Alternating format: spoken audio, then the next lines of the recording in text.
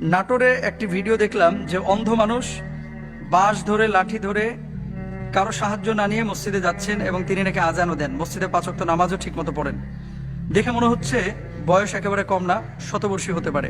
অন্ধ একজন মানুষ রাস্তায় পারাপার হতে পারছে না, চিনছে না, জানছে না, আপনি তাকে সহযোগিতা করলেন। সাহাবীদের আখলাক। নাটোরের যে মুরব্বী এই যে অন্ধ হওয়ার পরও মুয়াজ্জিন বা মসজিদের মধ্যে যাচ্ছে, মূলত সাহাবী রিদওয়ানুল্লাহি আনহুম আজমাইন এখানে নেই। তাদের চারিত্রিক মাধুর্যতা এই বর্তমান জামানায় অনেকের মধ্যে কিন্তু আমরা দেখতে পাই।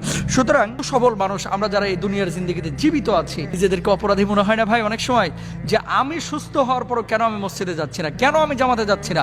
আপনি ঘরে নামাজ পড়লে আপনি যে পরিমাণ সওয়াব পাবেন এর চাইতে 27 গুণ সওয়াব আল্লাহ সুবহানাহু ওয়া তাআলা জামাতে নামাজ পড়ার কারণে আপনার আমলনামায় দিবেন।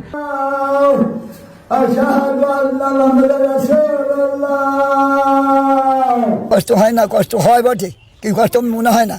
আমি শান্তি পাই। বাড়ি থেকে দাঁড়া থাকি, এখন গাড়ি